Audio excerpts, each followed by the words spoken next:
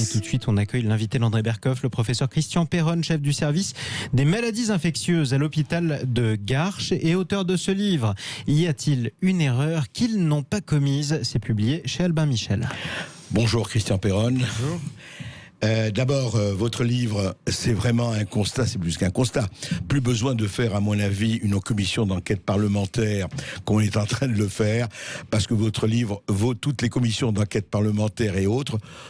Vous faites un bilan que je conseille à tous les auditeurs de Sud Radio de lire. C'est un bilan accablant, mais en même temps extrêmement précis. D'abord parce que vous savez de ce dont vous parlez. Ce n'est pas un journaliste ou quelqu'un d'extérieur qui parle. Vous êtes chef de service des maladies infectieuses de l'hôpital de Garches, vous êtes infectiologue, et aussi vous avez été l'un des principaux conseillers en matière de santé publique, on l'a dit. Mais ce qui est vraiment passionnant dans votre livre, c'est qu'on se dit... Vous avez un peu inventorié tout ce qui passait au niveau des masques, au niveau des appels, au niveau des dénis, au niveau effectivement de attention, il va se passer ça ou ça ou ça. Au niveau de la guerre des laboratoires, vous en parlez aussi, au niveau des intérêts, des conflits d'intérêts et tout cela. Et on a l'impression, on se dit, mais attendez, si Christian Perron dit ça, comment ça se fait que ces gens qui sont au pouvoir, d'ailleurs on ne parle pas seulement, là il se fait que le Covid ça s'est passé là, mais c'est presque qui nous gouvernent, qu'ils soient de droite, de gauche, d'en haut, d'en bas. Comment ça se fait qu'il y a cette espèce de dissociation, à côté de la plaque, de déni de réalité? Comment vous l'analysez? Moi, j'ai été dans le système. J'ai été président, comme vous le disiez, du Haut Conseil de la Santé publique sur les maladies infectieuses pendant 15 ans. J'ai conseillé beaucoup de gouvernements sur toutes les crises sanitaires. J'étais président du Collège des professeurs de maladies infectieuses, président de beaucoup de choses en infectiologie, et même à l'OMS pour les vaccins.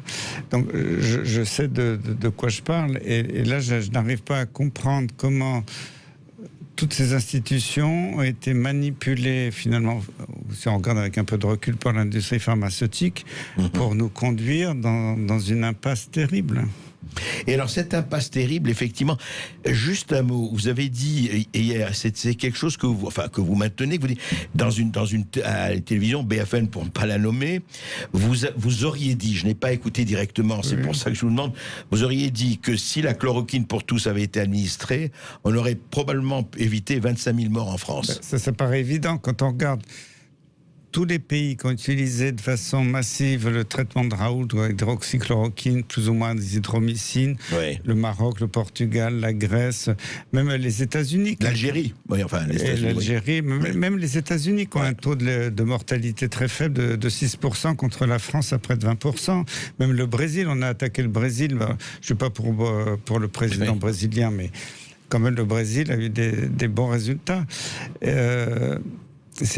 C'est totalement pour moi hallucinant ce déni du succès du traitement de Raoult Mais est-ce que, oui, et justement, mais ça vient, et vous en parlez dans votre livre d'ailleurs, est-ce que ce n'est pas ce côté, et alors j'aimerais que vous le détailliez, puisque vous avez été effectivement dans ce système-là, aussi tout en étant un grand infectiologue, on a l'impression, on vous dit, enfin si je vous ai bien lu, on dit attention, on attend les études, on attend de voir, pour le moment il y a une pandémie, oui, mais il faudrait peut-être agir, non, on ne bouge pas, on ne fait rien, on attend. Et ce qui est étonnant, c'est que vous avez un président de la République, justement vous parliez de Didier Raoult, il va le voir pendant 3 heures, il en sort, je ne dis pas qu'il doit lui donner quitus ou l'approuver ou le bénir, mais enfin en même temps il ne se passe rien. Et alors, je vous dis ça, et ça s'est passé hier, CNN et tout ça, ils ont dit l'Amérique refuse l'hydroxychloroquine, ça a été envoyé, or pas du tout, c'est-à-dire ils ont dit oui, l'autorisation, l'emergency use authorization, l'autorisation effectivement d'urgence est retirée. Faux. La FDA a seulement annulé l'autorisation d'utilisation d'urgence qui concerne les gens qui sont à l'hôpital. Et on a toujours dit que les gens qui sont à l'hôpital, c'est pas ça. Et il dit cela limite l'utilisation de HSQ dans les hôpitaux, mais les médecins peuvent prescrire des consultations externes, alors que c'est rigoureusement interdit en France.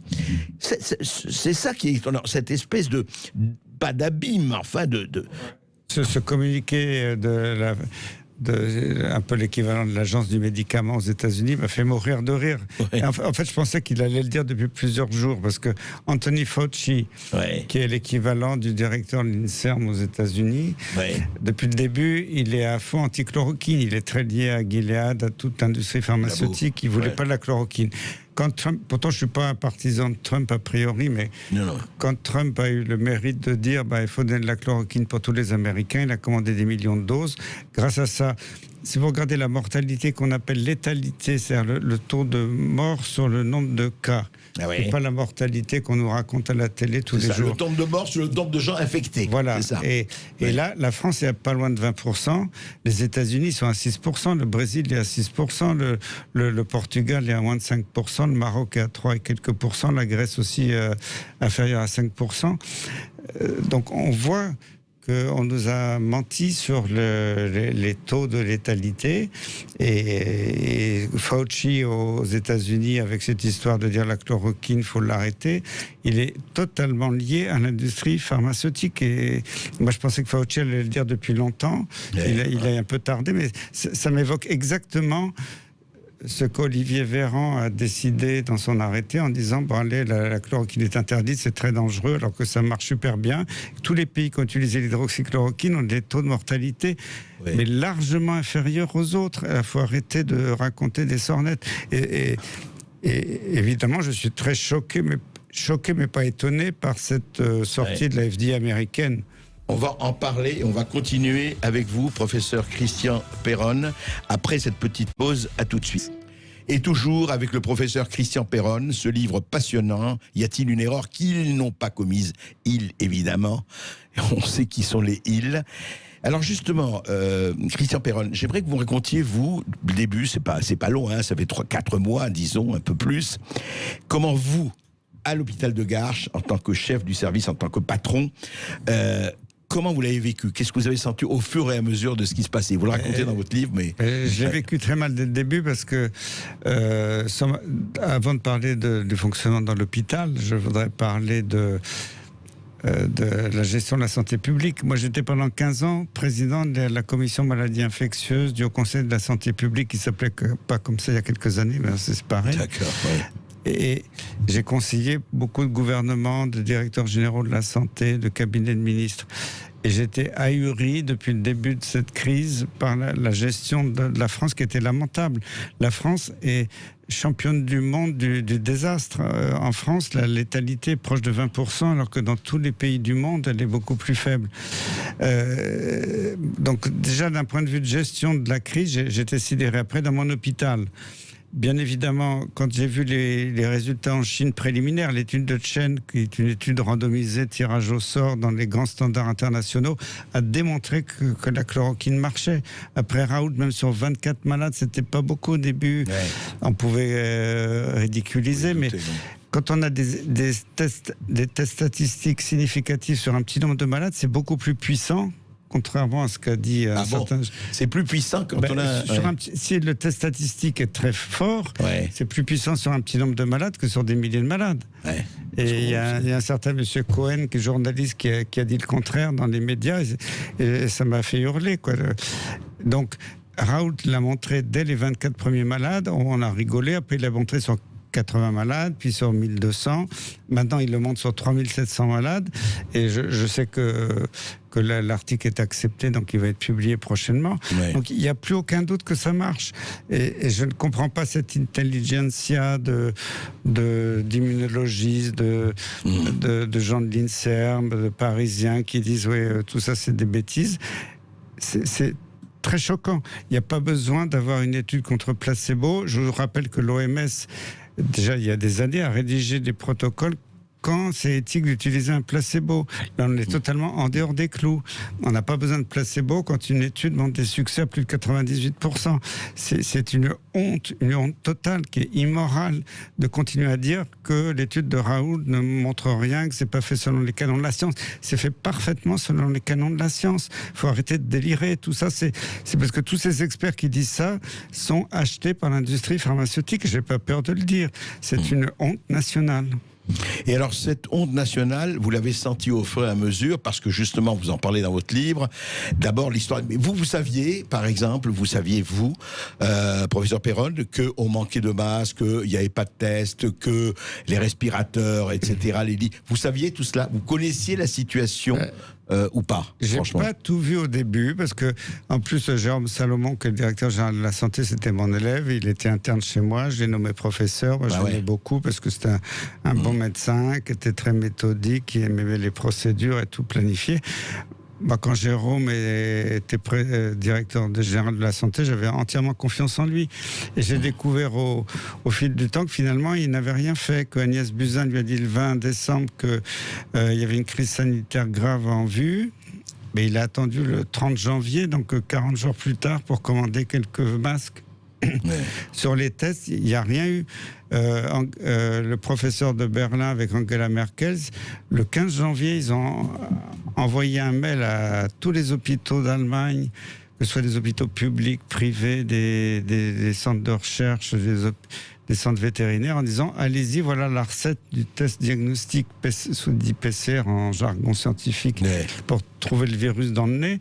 Allez-y. Commandez. Pour l'instant, on n'a pas encore la preuve que tout ça est parfait, mais allez-y, on évaluera en cours de route. C'est une doctrine de guerre qui a parfaitement marché en Allemagne. En France, au jour d'aujourd'hui, vous vous rendez compte, on est au mois de juin. L'Allemagne a réagi le 15 janvier. Il y a toujours des laboratoires en France qui n'ont pas l'autorisation, alors que leurs tests sont parfaits, de les utiliser parce que, soi-disant, l'Institut Pasteur ne les a pas homologués. Aujourd'hui encore. Aujourd'hui encore, mais on les en a un délire total avec cette administration surpuissante qui dirige tout. Moi, j'en peux plus. Honnêtement, c'est la première fois de ma vie que j'ai honte pour notre pays. Je le dis publiquement. Mais je comprends, mais et dit par vous, c'est vrai que c'est assez terrifiant parce qu'on ne comprend pas à ce point ce déni. Encore une fois, je reviens à l'expression du déni. Bon, il y a effectivement, et vous avez raison d'en parler, il y a ces conflits d'intérêts d'ailleurs qui sont terrifiants parce que c'est la santé des gens, c'est quand même la vie et la mort. On ne parle pas de chaussettes, là, on ne parle pas de costumes, on parle de la vie et de la mort. Et en fait, quand vous avez vu tout ça au fur et à mesure, quand on vous a dit, mais vous allez voir, par exemple, quand Agnès Buzyn disait on a tout ça, l'épidémie de Wuhan, c'est pas grand-chose, ça n'arrivera pas ici, ou pratiquement rien, on a les masques, on a tout. À ce moment-là, est-ce que vous, à Garches ou ailleurs, enfin, les savez, ou vous dites oui, elle a raison? Non, au tout début, je ne pouvais pas savoir. Je le dis clairement, un infectiologue n'est jamais capable de dire à l'avance comment va évoluer une épidémie.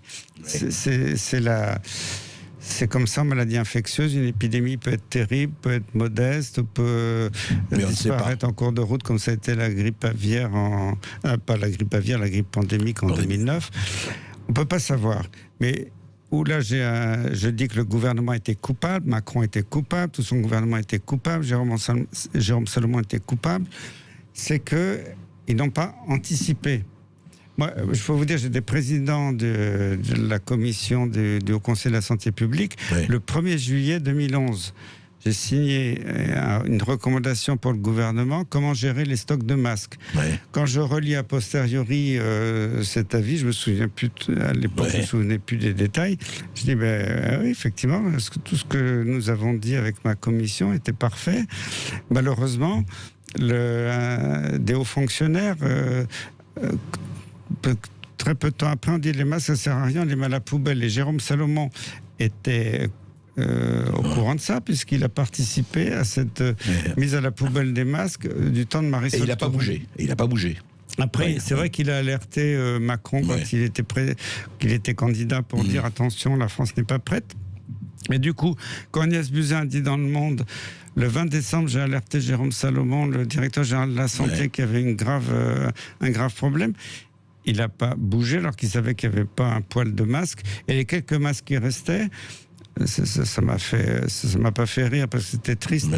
Il les a envoyés en Chine et que les autres masques étaient un peu périmés parce que voilà, ça avait dépassé la date de péremption. Ils en ont brûlé des millions. Et ça, c'est officiel, c'est pas moi qui le raconte, c'est pas des fake news. C'est vrai, c'est terrible. Restez avec nous, professeur Péronne, et après les informations, nous allons avoir les auditeurs du Sud Radio et vous-même, et nous va continuer la chronique d'un désastre annoncé. Et vous nous appelez 0826 300 300, c'est vous qui avez la parole d'ores et déjà, de 13h à 14h sur Sud Radio. Venez interpeller notre invité, le professeur Péronne, sur la manière dont la France a géré cette crise. Et on en parle avec vous dans quelques instants sur Sud Radio. À tout de suite. Et oui, nous sommes sortis de la crise du Covid-19. Déconfinement, disent-ils, pandémie disparue, disent-ils. Mais qu'est-ce qui s'est passé? Et on va aussi parler d'un certain nombre de gens qui ont peut-être, ne nous avançons pas, échangé le serment d'Hippocrate contre les sermons d'Hypocrite. Pourquoi? Comment? On en parle avec vous et avec le professeur Christian Péronne tout de suite après cela. Sud Radio, c'est vous qui en parlez le mieux. J'adore vos émissions, vraiment, alors je le dis, tout le monde vous le dit, et c'est vrai de vrai. La qualité de vos émissions et l'intérêt des débats, on ne trouve pas ça ailleurs. Sud Radio, parlons vrai. Cette semaine, Sud Radio vous emmène au Parc Spirou. Plongez dans une bulle d'émotions fortes dans un univers 100% BD à 10 minutes d'Avignon et découvrez les 5 nouvelles attractions de la saison complètement waouh au Parc Spirou. Avec Sud Radio, retrouvez le Marsupilami, Gaston Lagaffe, Lucky Luke et toute la famille de Spirou. Cette semaine, tout au long de la journée, écoutez Sud Radio et à tout instant, gagnez vos passes annuelles et vos entrées pour 4 personnes et profitez en famille du Parc Spirou avec Sud Radio. Plus d'infos, parc-spirou.com. On retrouve les coups de pouce Groupama avec Cerise. Tu sais quoi? Il y a un avantage à être resté à la maison si longtemps. Ah oui, lequel? Se rendre compte qu'on a besoin de l'embellir. Tu sais, avec nos finances, on va pas pouvoir embellir grand-chose. Chez Groupama, quel que soit votre projet, profitez du prêt personnel Desirio à un super taux et adaptez votre mensualité à votre situation en choisissant la bonne durée. Groupama, la vraie vie s'assure ici.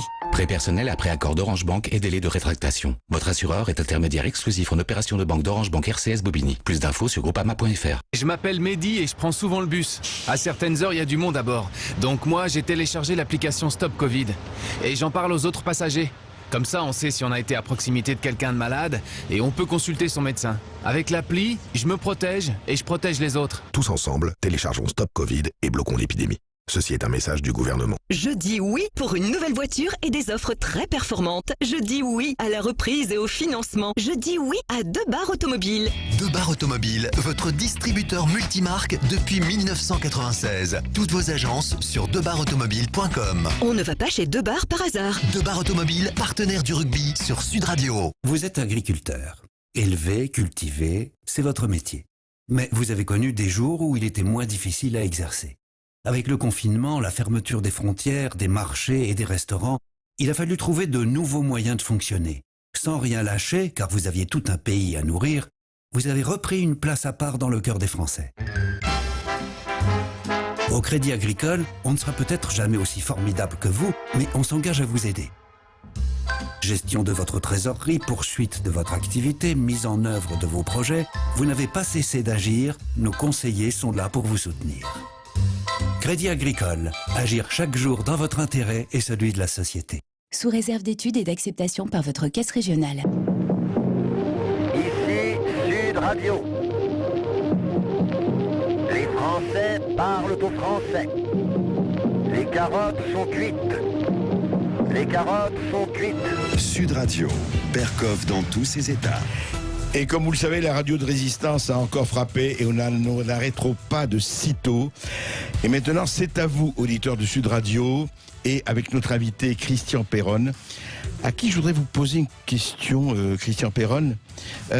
Ce comité scientifique, ce haut conseil scientifique, on a entendu parler, d'ailleurs il y en a eu 2, puisque le président de la République en a nommé un d'abord, avec le professeur Delfrécy, Yazdan-Pa, puis d'autres, et puis il y en a eu un autre, CARE, C-A-R-E.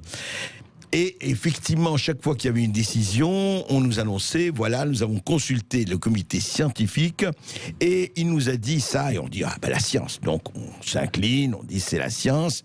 Sauf que, question, Combien d'infectiologues, combien de virologues, combien de spécialistes, puisqu'il s'agissait quand même d'une maladie virale, d'une pandémie virale, étaient dans ce conseil scientifique? Et il faudrait comprendre qu'est-ce que c'est que cette institution.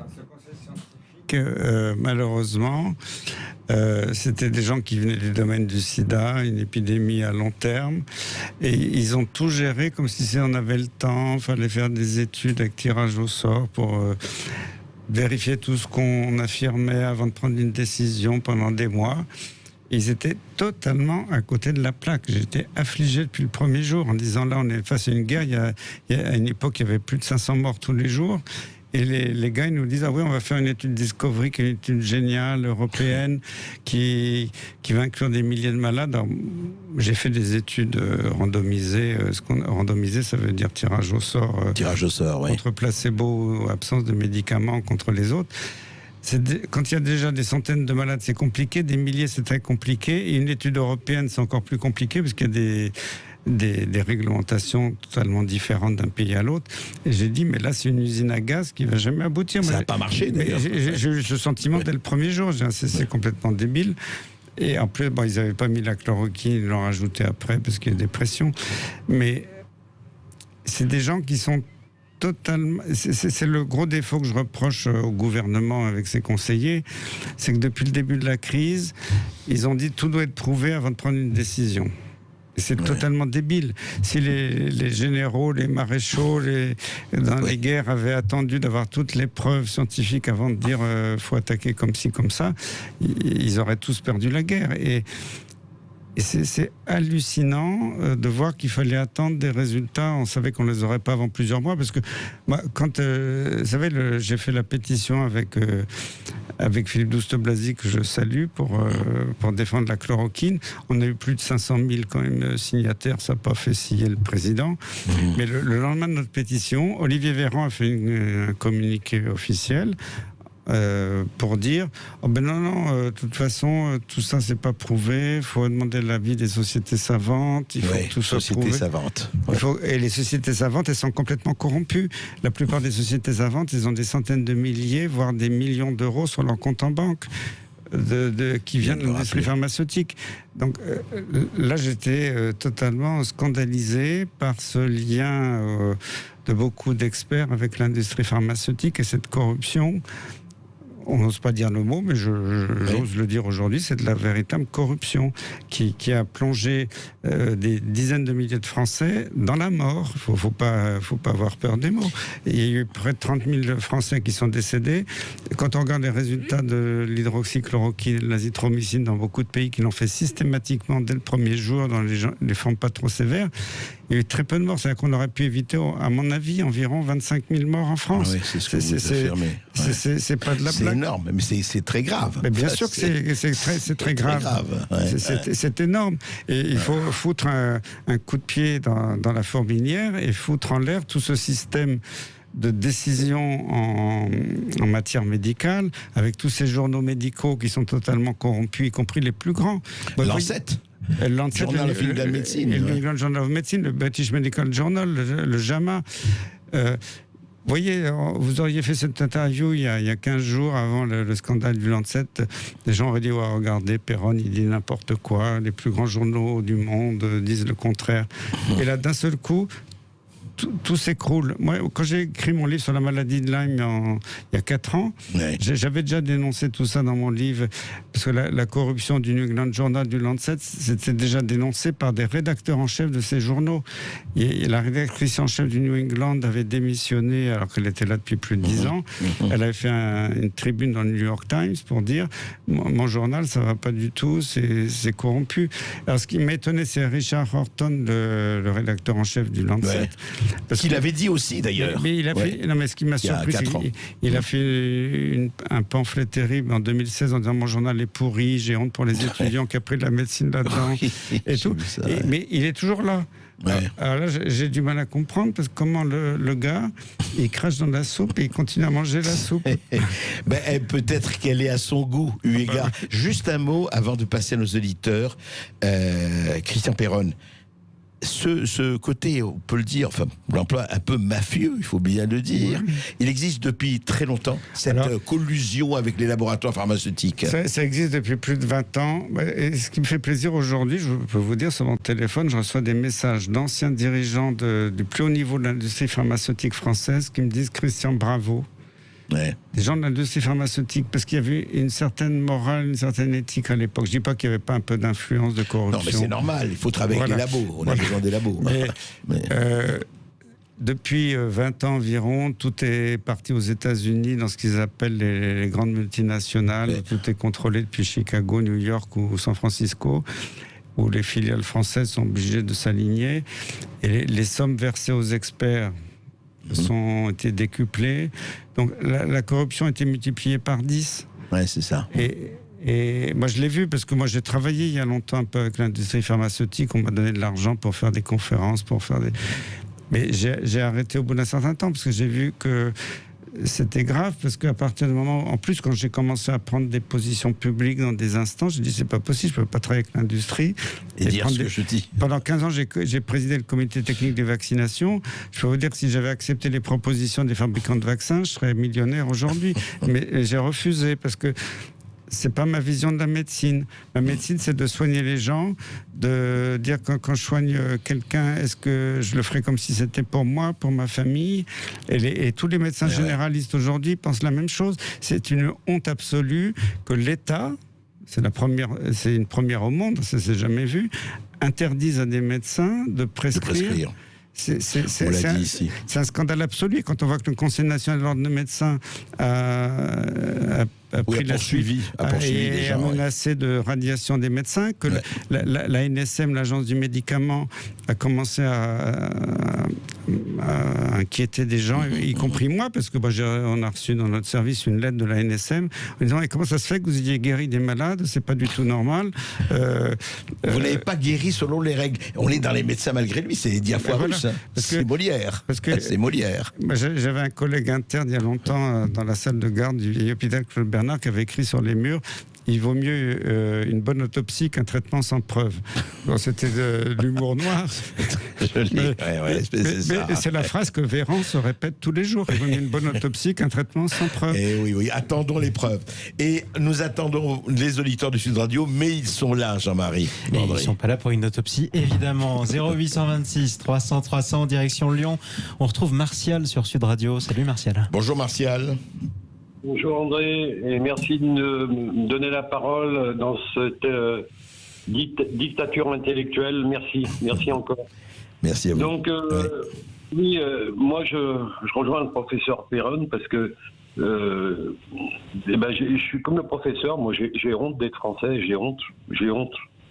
Bon, franchement, parce que moi, voyez-vous, j'ai pas fait médecine, rien du tout. Je suis un simple citoyen. Ouais. Mais en janvier, quand j'ai vu ce qui se passait en Chine, j'étais étonné de voir que la France laissait rentrer les avions sans contrôle, sans rien. Franchement, je me suis dit, il y a quelque chose qui va pas là. Il y a quelque chose qui va pas. Et quand le porte-parole du gouvernement a dit que porter des masques, ça servait à rien. Ouais. Alors là, je me suis dit, franchement... Il y a quelque chose, là. Ouais. D'ailleurs, non, mais si vous vous rappelez, si Betty a dit... D'ailleurs, moi-même, je ne sais pas le porter, le masque. Hein. J'aimerais bien qu'on m'apprenne à porter un masque. Hein. Non, mais on est tombé bien bas, mais c'est hallucinant. On doit être la risée du monde, hein. Franchement, on doit être la risée du monde. Hein. En tout cas, c'est pas très drôle. Quand on a un professeur comme Didier Raoult, hein, qui est parmi les 5 mondiaux les plus performants, et qu'on le discrédite, franchement, alors je voulais poser la question au professeur. Je me dis, mais ça sert à qui en fait? En fait, ce sont des incapables qui nous gouvernent, ou alors non, c'est pas des incapables, mais ils ont un projet derrière. Il y a, je veux dire, la pieuvre Big Pharma qui est derrière. Il y a quoi? Et la deuxième question que je voulais poser au professeur, parce que j'y sens venir avec leur vaccin. Ils risquent de nous obliger à nous vacciner. Moi, pour ma part, je me ferai pas vacciner parce que compte tenu de tous les mensonges ont été dit par le gouvernement pendant cette crise, je ne me ferai pas vacciner. Je voulais demander au professeur qu'est-ce qu'il en pense de ce soi-disant vaccin qui vont nous sortir en de 10 mois, alors qu'on sait que pour faire un bon vaccin, il faut au minimum 5 ans apparemment. On va en parler tout de suite, justement. Alors, professeur Perron, deux choses. Déjà, avant le vaccin sur Big Pharma, c'était évident, mais quand on voit les conflits d'intérêts de tous les gens en France, aux États-Unis, que Gilead, Bill Gates sont des conflits d'intérêts majeurs. Il faut savoir... Qui fait que la chloroquine, qui est un médicament qui coûtait pas cher, il fallait le démolir parce que les autres coûtaient cher. Quand vous voyez les fluctuations de l'action de Gilead, c'était évident que les boursiers sont derrière. Ils attendaient des milliards de retours sur cette pandémie. Et ça, c'est dégueulasse de faire ça sur le dos de la santé des gens dans le monde. Après, sur le vaccin, je suis tout à fait d'accord avec vous. L'épidémie est en train de disparaître. Après, si on nous ressort un nouveau virus, on verra. Mais c'est pas si longtemps, depuis une quinzaine de jours, notre cher président Macron avec Angela Merkel a annoncé qu'ils avaient donné 8 milliards, c'est pas 8 millions, 8 milliards d'euros pour la recherche sur un vaccin Corona, alors que le Corona est en train de disparaître. Et encore il y a quelques jours... Mais ils ont signé un accord, vous avez vu, avec Astra. Voilà, Olivier Véran. Véran a signé un accord, Et c'est quoi ce délire? Le virus est en train de disparaître. En plus, développer un vaccin, c'est très long, vous avez raison de le dire. Parce que quand il y a eu la pandémie grippale, qu'on a fait un vaccin, fabriquer un vaccin grippal, c'était déjà connu, il suffisait de changer le virus, ça pouvait être fait en 3 mois.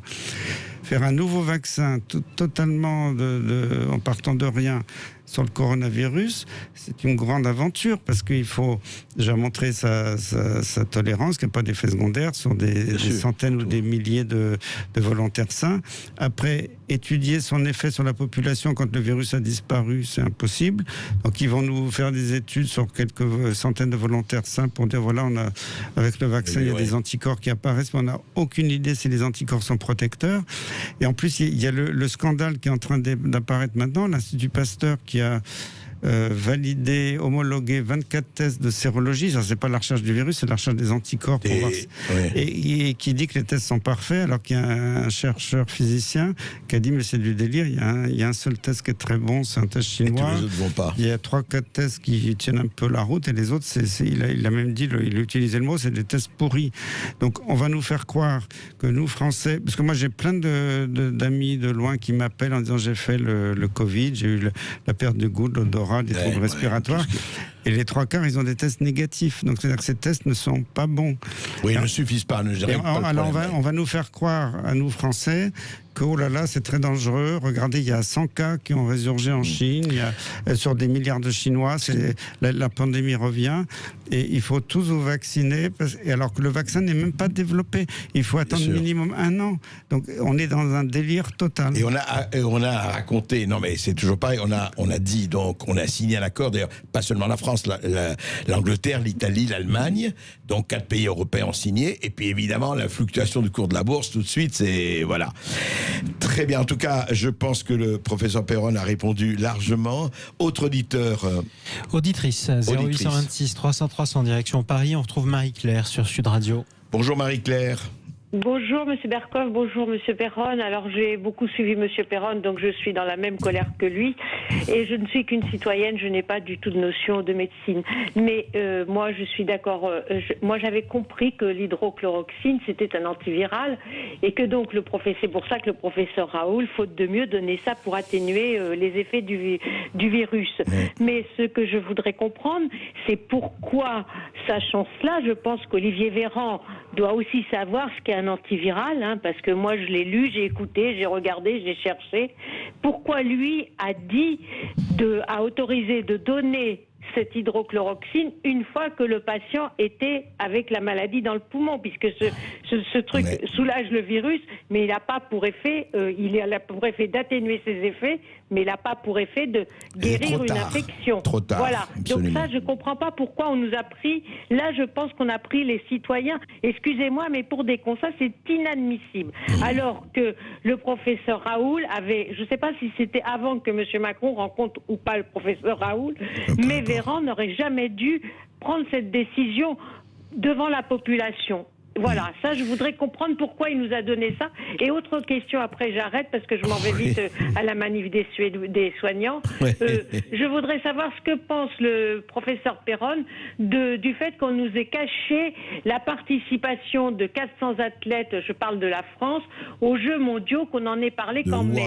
Parce qu'on sait maintenant à Ouran, on sait maintenant qu'ils sont revenus le 27 octobre 2019, qu'il y a des militaires qui ont été à Crépy-en-Valois et qui ont participé aux Jeux, et qu'aujourd'hui, est-ce qu'on a des personnes qui ont participé à ces Jeux qui sont malades, et on est actuellement, est-ce qu'il a un recul là-dessus? On est actuellement en train d'étudier toutes les radios qui ont été faites des gens qui se présentaient pour des pneumonies ou des choses de cela, et certaines radios de octobre, novembre, décembre, janvier ont des similitudes avec les patients qui ont eu le coronavirus. Est-ce qu'il a un recul là-dessus? Parce que ça, c'était la grande muette qui n'a pas voulu dire la vérité. Eh bien, écoutez, on va écouter justement vos réponses. Christian Perron, d'abord, Olivier Véran, qui est effectivement neurologue et qui n'est pas infectiologue. Mais enfin, donc première question, c'est vrai que vous posez, pourquoi il a interdit, pourquoi il a réagi comme ça? Olivier Véran a reposé ses décrets ou ses arrêtés sur des rapports du Haut Conseil de la Santé publique. Moi, j'étais président du Haut Conseil de la Santé publique sur les maladies transmissibles pendant 15 ans. Avant, ça ne s'appelait pas le Haut Conseil, ça a changé le cours de route. Mais enfin, il y a une charte très précise sur les conflits d'intérêts. Tout membre de la commission qui a un conflit d'intérêt avec l'ordre du jour doit quitter la salle, ne doit pas donner ses avis, ne doit pas participer au vote, et ça doit être déclaré dans l'avis final. Quand vous regardez les 2 avis du Haut Conseil de la Santé publique qui ont guidé le ministre, ce sont des avis fantoches. Je le dis parce que je connais le principe. D'abord, ça n'a pas été un vote de la commission, c'était un groupe d'experts où il y a des gens du Haut Conseil, des gens pas au Conseil. Et c'est Franck Chauvin, président du Haut Conseil, qui a signé. C'est intolérable parce que dans le règlement intérieur du Haut Conseil de la Santé publique, c'est pas le président du Haut Conseil, Franck Chauvin, qui doit rendre les avis, c'est le président de la commission maladies transmissibles. C'est écrit en toutes lettres. Donc c'est Christian Chidiac qui l'a pas fait. Et normalement, il a des conflits d'intérêts. Franck Chauvin a signé des avis. Alors, c'est moi-même qui ai inscrit les procédures d'urgence qu'on pouvait voter, que si on n'avait pas le temps, des membres pouvaient se connecter par téléphone et faire des votes par voie électronique. Ça n'a pas été fait. Donc quand je regarde l'avis signé Franck Chauvin, avis fait par des gens qui viennent de droite et de gauche et qui a eu aucun vote, aucune déclaration des conflits d'intérêts. Mais là je dis, c'est extrêmement grave. Il faut que soit condamné en justice. Ce qu'on raconte là. C'est terrible parce que moi je l'ai vécu de l'intérieur, je connais le système, c'est pour ça que je peux le dénoncer. C'est lamentable et le Haut Conseil de la Santé publique a failli et a été contre ces règlements intérieurs. Restez avec nous, on continue de débattre tout cela après une petite pause avec Christian Perron et avec vous, auditeurs de Sud Radio. Et vous continuez de nous appeler 0826 300 300. Dans un instant, on ira faire un tour dans le Vaucluse, retrouver Marcel qui nous appelle sur Sud Radio. Vous avez encore le temps de prendre la parole. On est ensemble jusqu'à 14h. À tout de suite. Sud Radio, Bercoff dans tous ses états. Midi 14h. André Bercoff. Nous sommes déconfinés, nous parlons. Et nous ne nous arrêterons jamais de parler, mais surtout de décrypter et d'analyser. Qui a-t-on, Jean-Marie? Eh bien, nous avons d'abord notre invité, on le rappelle quand même, le professeur Christian Perron, qui est toujours avec nous sur Sud Radio et qui nous présente son livre « Y a-t-il une erreur qu'ils n'ont pas commise ?» publié chez Alma Michel et qui paraît demain dans vos librairies. Sachez-le, vous qui écoutez Sud Radio. Direction le Vaucluse, 0826 300 300. Bonjour Marcel. Bonjour. Bonjour Monsieur Bercoff, bonjour professeur. D'abord, je suis très heureux de vous avoir en ligne parce que je remarque que vous êtes quasiment un des seuls qui a toujours tenu le même discours depuis le début, ce qui est quand même à noter. La deuxième chose, alors ma question va être, je vais employer un ton grave pour ma question, mais je pense qu'il faut la poser. Compte tenu de ce que vous nous avez dit, de moi ce que j'appellerais la collusion des plus hauts responsables scientifiques de ce pays avec les laboratoires, compte tenu de la malhonnêteté du ministre de la Santé, je pèse mes mots, en demandant que le traitement en autorisant l'utilisation du protocole du professeur Raoult à la fin et non pas au début, et enfin en interdisant aux médecins de prescrire le platinil. Et donc, si si le traitement avait été autorisé, on aurait pu, comme vous l'avez dit, je pense, dans une fourchette, avoir 20 à 25 000 morts de moins. Donc ma question, elle est simple. En empêchant l'utilisation de ce protocole, est-ce qu'on n'est pas sur un scandale qui pourrait être comparable à celui du sang contaminé ? C'est grave comme question, mais je pense qu'il y a quand même des responsabilités qui vont loin, puisqu'il y a un nombre de morts extrêmement important. D'accord. Voilà, donc c'est ma question. Votre question est claire. Christian Perron. Ouais, pour moi, ça va bien au-delà du scandale du sang contaminé. Et comme vous le soulignez, j'ai dit ça parce que j'ai fait une petite pause médiatique pendant quelques semaines, mais au début de l'épidémie, j'ai dit exactement la même chose. Si on ne fait pas des stocks d'hydroxychloroquine, qu'on ne donne pas à tous les Français, il y aura des milliers, des dizaines de milliers de morts sur la conscience de nos dirigeants. J'ai pas changé de discours d'un début à l'autre. Et bien entendu, je pense que nos ministres, nos dirigeants, même le président de la République, bon, il a l'immunité judiciaire, mais il faut qu'ils aillent devant les juges pour rendre compte de, pour moi, ce qui est un scandale et presque criminel. Oui. Vous voyez, c'est très à question claire, réponse claire. C'est parfait. Merci Marcel. Merci. Merci de nous avoir appelé depuis le Vaucluse. On remonte à Paris, on retrouve Serge sur Sud Radio au 0826 300 300. Bonjour Serge. Oui, Serge Rader, pharmacien. Bonjour, monsieur Berkoff. Bonjour, professeur. Moi, je tenais à intervenir vraiment pour féliciter chaleureusement pour les paroles de vérité du professeur Perron. Vraiment, bravo pour son courage de dénoncer toute cette corruption. Je me sens un peu moins seul parce que ça fait plus de 10 ans que je travaille dans le même sens. Cette corruption générale des institutions sanitaires qui est traduite par cette offensive extraordinaire de Big Pharma, non seulement dans les protocoles médicaux, mais aussi leur volonté de vacciner la terre entière contre des vaccins qui ne sont pas sécurisés aujourd'hui, et je pèse mes mots. J'ai écrit un livre là-dessus, j'en ai un deuxième en sortie, Nos vaccins, auxquels on oblige les enfants à être vaccinés, renferment en plus de leurs produits toxiques du mercure, de l'aluminium, le formol, des perturbateurs endocriniens, etc., renferment des contaminants dont plusieurs laboratoires mondiaux maintenant entrecoupent leurs résultats, et les plaintes que nous déposons, on est encore dans le déni, on les repousse d'un revers de main. Nous avons des produits chimiques comme des pesticides, du glyphosate, du morphocate, de la des herbicides dans les vaccins. Nous avons de l'ADN fœtal humain qui est mutagène dans les vaccins. Nous avons des rétrovirus divers. Nous avons des nanoparticules. Enfin bref, c'est incroyable. Et maintenant, vous avez les autorités politiques qui prennent des décisions, qui prennent des décrets contre la chloroquine, alors que les institutions sont complètement vérolées par Big Pharma. Je parle de la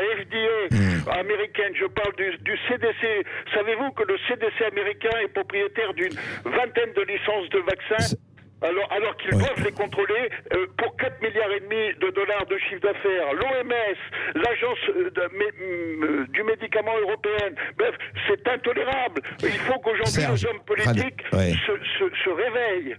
Alors ces décrets anti-chloroquine, avec des études totalement falsifiées, du Lancet, du Haut Conseil à la Santé publique, Discovery, qui a utilisé des doses 4 fois plus élevées.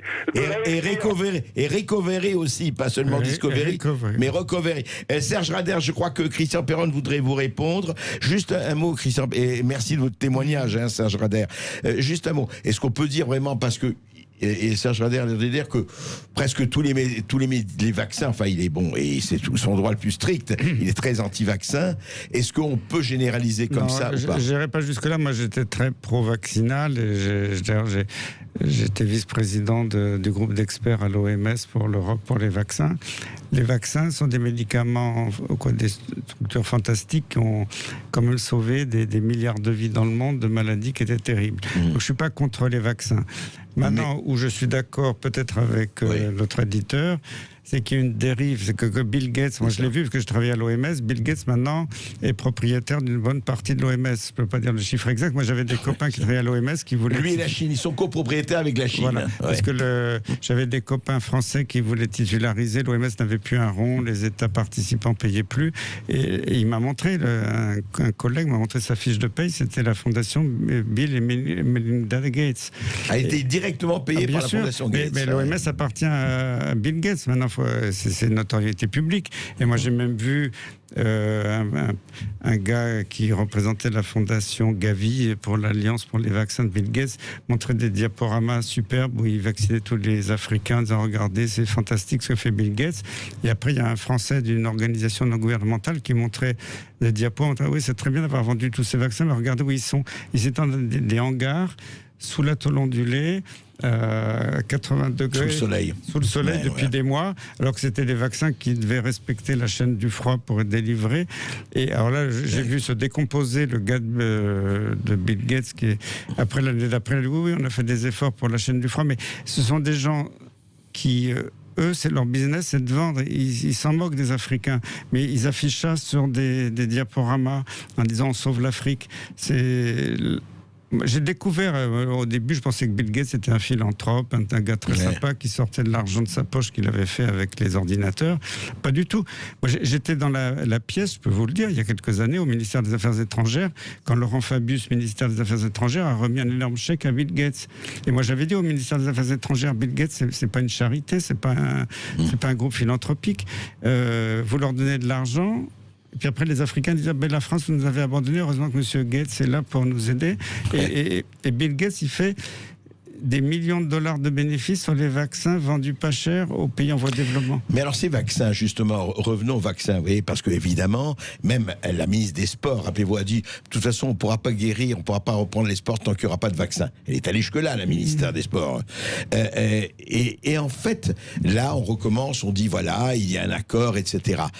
En fait, à votre avis, alors là c'est à l'infectiologue, c'est au professeur que je m'adresse, aujourd'hui, au taux de connaissance qu'on a du coronavirus, de Covid-19, de la possibilité ou pas d'une seconde vague, etc. On voit qu'en Chine, il y a des choses qui ont repris, malheureusement des clusters, enfin...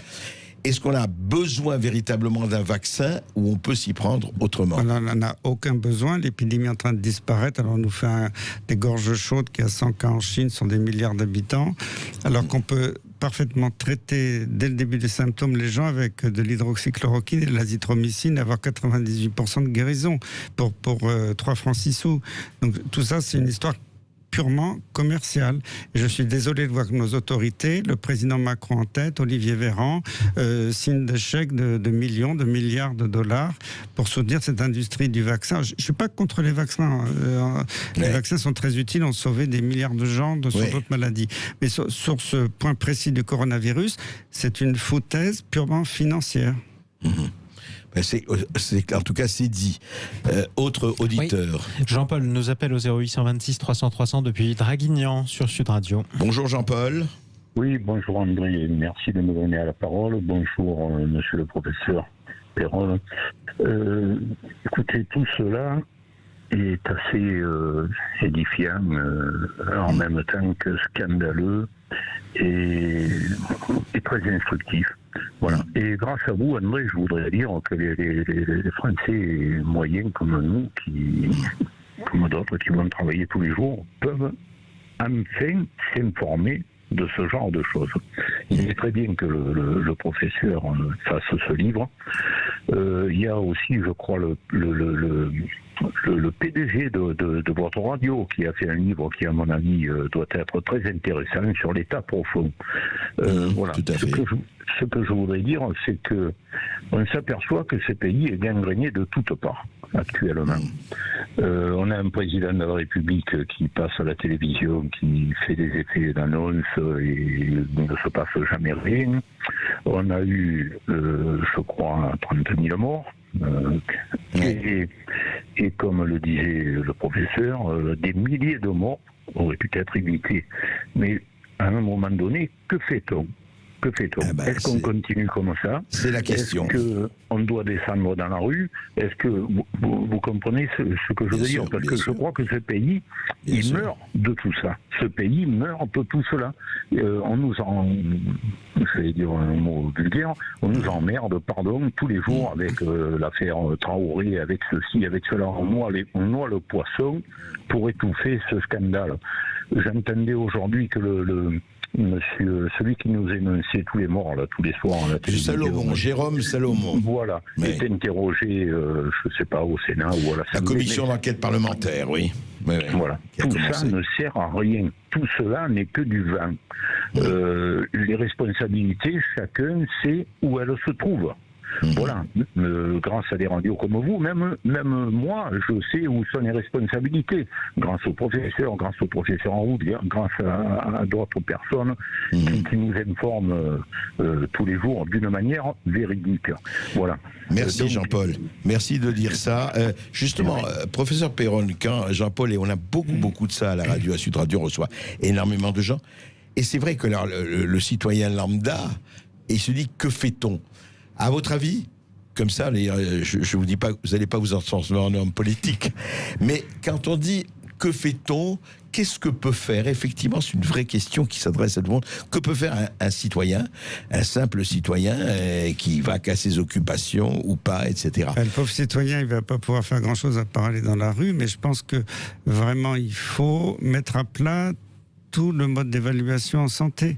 C'est pourri d'un bout à l'autre depuis 20 ans, avec les grands journaux scientifiques qui publient des données foireuses financées par l'industrie. Et malheureusement, tous mes jeunes collègues, ils font leur carrière pour être professeurs, ils doivent suivre le système, publier dans ces journaux. Donc c'est... Vous voulez dire c'est un cercle vicieux? C'est un cercle vicieux parce qu'évidemment tous les gens de l'académie, les présidents des sociétés savantes, il peut y en avoir des vingtaines de sociétés savantes qui vont dire que je dis des horreurs, mais c'est la réalité, ils sont tous pourris et il faut remettre tout ça à plat. Je ne peux pas faire ça tout seul, il faut qu'il y ait des hommes politiques courageux qui viennent dans l'arène pour dire stop et vraiment mettre un stop à toute cette corruption. Il faut jeter dehors les lobbyistes à Bruxelles parce que les lobbyistes... l'industrie pharmaceutique fait partie des premiers, joue un rôle... Moi, récemment, j'étais contacté par un gars qui était lobbyiste à Bruxelles, qui travaille dans l'industrie. Il m'a dit, il y a 20 ans, il y avait 0 lobbyiste à Bruxelles, que quelques Américains, pas quelques Anglais, et maintenant, les lobbyistes à Bruxelles, ils sont partout. Ah ouais, c'est un métier qui rapporte. Voilà. Ça m'a fait rire parce que une fois j'avais regardé dans un bouquin de Philippe de Villiers qui avait dit quand il était député à Bruxelles, il avait mis sur la porte de son bureau interdit aux chiens et aux lobbyistes. Mais les lobbyistes, il faut les foutre dehors. C'est des gens qui sont là pour corrompre.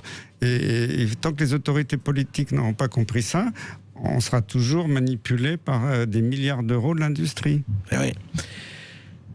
Jean-Marie, est-ce que nous avons un auditeur? Dans quelques instants, je le propose. Vous nous appelez toujours 0826 300 300. On est ensemble jusqu'à 14h avec André Berkoff et son invité, le professeur Christian Perron, qui nous présente son livre qui paraît demain en librairie. Y a-t-il une erreur qu'ils n'ont pas commise? C'est publié chez Albin Michel, ça sort demain. Vous nous appelez 0826 300 300. Il vous reste 10 minutes à peu près, un quart d'heure pour prendre la parole. À tout de suite sur Sud Radio. Et toujours tout l'éclairage sur ce qui s'est passé dans la gestion du Covid-19, ce qui s'est passé avec la santé des Français et des autres, ce qui se passe sur les conflits d'intérêts, avec le professeur Christian Perron et avec vous, évidemment, auditeurs de Sud Radio. Auditeurs et auditrices, 0826 300 300. On retrouve Delphine qui nous appelle de Bordeaux sur Sud Radio. Bonjour Delphine. Bonjour Monsieur Berkoff. Bonjour. Bonjour Monsieur Perron. Je suis vraiment très honorée de pouvoir m'exprimer en votre présence à tous les deux, bien sûr. Mais Monsieur Perron fait vraiment partie des gens que j'admire énormément. Comme j'admire aussi énormément le professeur Raoult, mais avec lequel j'ai fait connaissance médiatique depuis moins longtemps que le professeur Perron, parce que je suis les travaux et les interventions du professeur Perron depuis un petit bout de temps. C'est bien. Voilà. Il se trouve que j'ai une suspicion de maladie de Lyme. Mais ça va parler au professeur Perron, je pense. Je suis en errance thérapeutique depuis plus d'1 an. Et je n'arrive pas à obtenir d'être correctement suivie. Voilà, donc c'était je voulais, par cette expérience, illustrer le fait qu'effectivement, il y a un gros problème au niveau de la santé, il y a un gros problème au niveau des soignants. Malheureusement, maintenant, la profession médicale, elle a vraiment peu de crédit à mes yeux par rapport à mon parcours. Bon, depuis les 25 dernières années, tout ce que, voilà, à mon âge de 50 ans, j'ai vécu plein de choses avec les médecins et de mon milieu médical. Mais là, en particulier, depuis une année, pour laquelle j'ai des symptômes, j'ai été obligée de faire des lectures, etc., pour me renseigner, qui évoquent une maladie de Lyme. J'ai mis des mois et des mois à obtenir un rendez-vous auprès d'un professeur de maladies infectieuses de Bordeaux, qui ne veut pas entendre parler de la maladie de Lyme. Évidemment, on m'a fait les deux tests. Enfin, un test, le premier test qui s'appelle le test ELISA, qui est un test qui fonctionne pas pour toutes les maladies, les borrélioses, enfin, je vais pas rentrer dans les détails, qui était faux, mais c'est un faux négatif. Voilà, c'est un faux négatif. J'ai réussi vraiment, m'acharnant auprès d'un autre médecin à avoir un autre test qui s'appelle Western Blot, qui est aussi faux, qui est aussi négatif, mais on ne sait pas si c'est vrai. Et il existe un bon test fait en Allemagne et qu'un laboratoire de Nice fait aussi, qui lui vraiment un plus grand spectre, je ne veux pas dire de bêtises, professeur Perron nous m'interrompez s'il me dit des bêtises, qui a un plus grand spectre et qui peut déterminer plus clairement si on est vraiment porteur de cette maladie ou pas. Donc moi je ne veux pas absolument dire que j'ai la maladie de Lyme, j'espère que je ne l'ai pas, mais moi je voudrais qu'on écarte ça parce que j'ai plein de symptômes divers et variés qui commencent à me handicaper, des douleurs multiples et n'arrive pas à me soigner, personne ne me soigne depuis un an et moi je suis obligée de me battre et finalement j'ai trouvé un médecin pendant le confinement en téléconsultation dans la région parisienne qui a bien voulu me faire une ordonnance pour pouvoir avoir ce prélèvement à Nice. Ça va me coûter 200 € de ma poche. Mais ce qui est terrible, c'est que ces 200 € de ma poche, il aurait mieux valu que ce soit l'État qui les paye parce que moi, en attendant, eh bien, j'ai eu une multitude d'examens. Il n'y a pas si longtemps, on m'a fait quelque chose pour la thyroïde. Là, maintenant, je suis en train, je me suis arrêtée sur la route parce que j'ai entendu que c'était le professeur Perron qui était là. Je vais à l'hôpital pour aller voir un gastro-entérologue. Dans 3 jours, je vais voir un ORL, etc., etc. Donc, je coûte des milliers d'euros à la médecine française, alors qu'il suffirait au moins d'écarter la piste de Lyme ou de la valider. Si on faisait ce test vous auriez le cœur net. Voilà. Ouais, je comprends. Attendez, et le professeur, je crois, Perron veut intervenir. Je comprends tout à fait cette dame. Effectivement, la maladie de Lyme, pour moi, c'est un des plus grands scandales mondiaux dans l'histoire de la médecine. J'ai écrit un livre là-dessus déjà en 2017. Et d'ailleurs, je rencontre les mêmes oppositions. Des gens corrompus aux États-Unis, qui ont bloqué tout le système, qui ont acheté les grands journaux médicaux, le New England Journal, le Lancet, pour dire que la maladie de Lyme n'existe pas, là, pendant qu'ils se mettaient des millions de dollars dans les poches. Tout ça, je le dis publiquement, d'autant plus à l'aise parce que je l'ai. Vous l'avez vécu. Non, mais je l'ai déclaré publiquement. Je suis allé dénoncer cette corruption à l'ONU. Ça voulait dire quoi? Excusez-moi pour rappeler, parce que pour les gens qui ne savent pas ce que c'est que la maladie de Lyme. Au départ, il y a une histoire militaire. Je ne vais pas passer là-dessus aujourd'hui. Mais les gens qui ont été chargés de dire que la maladie de Lyme n'existait pas aux États-Unis ont mis au point un test sérologique sur recherche d'anticorps qui est totalement bidon, qui diagnostique peu de gens. Et ce test est la référence dans le monde entier. C'était imposé dans tous les grands journaux médicaux à force de milliers de dollars. C'est comme ça. Cette corruption des gens, le CDC d'Atlanta, c'est le centre de surveillance des maladies. Je l'ai dénoncé publiquement à l'ONU, c'est public, tout notre rapport, et on peut l'avoir pour quelques euros sur Internet. On a dénoncé cette... c'est parce que les gens du CDC d'Atlanta qui ont été chargés de dire que le Lyme n'existait pas ont déposé des brevets et ils se sont fait des millions de dollars dans la poche depuis des années. Donc, ce qui est terrible, c'est que tous les malades comme cette patiente qui souffrent de choses horribles, on leur dit vos tests sont négatifs, c'est dans la tête, allez en psychiatrie, vous nous emmerdez, on veut pas vous voir.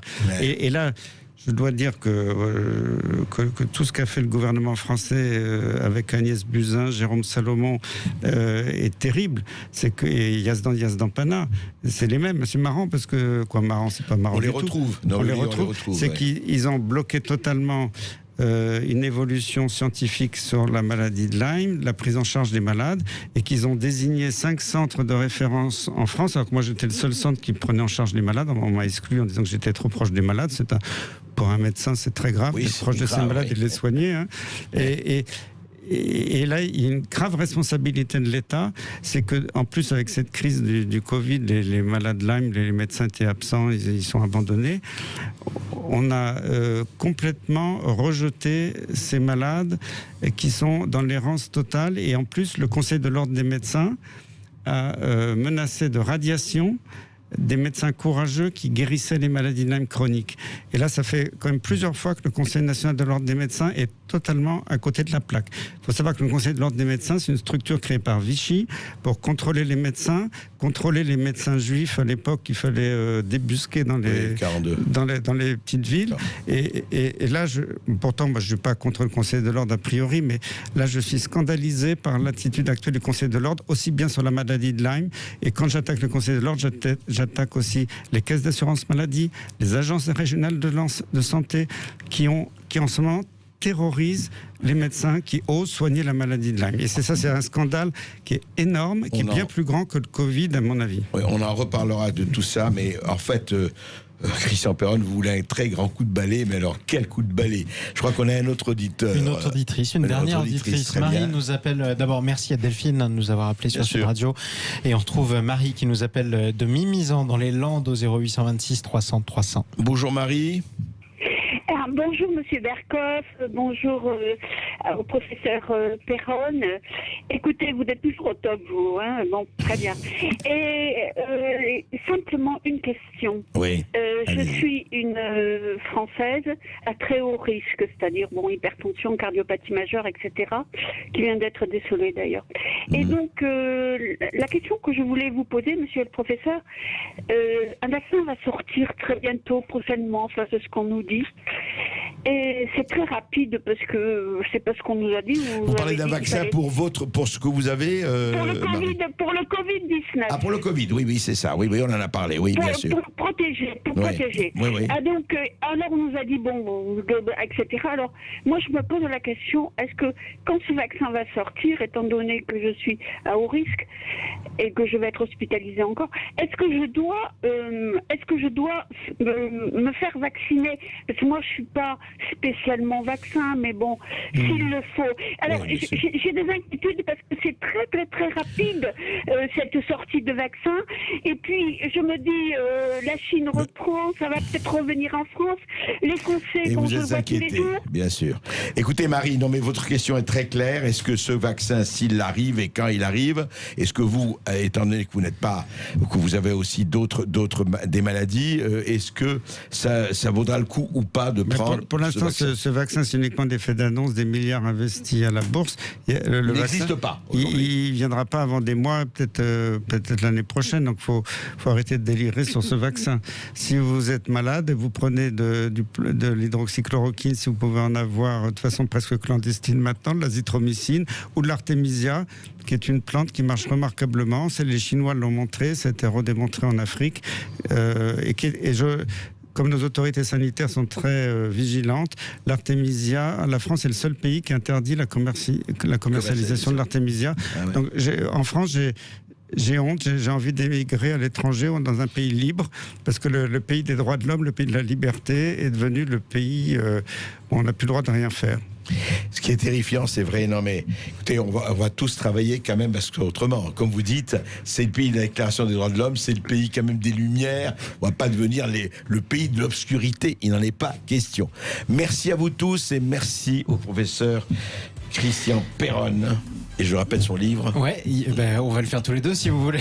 Dans ce cas-là, André, y a-t-il une erreur qu'ils n'ont pas commise? Ça parle de la crise du Covid-19 en France, bien sûr.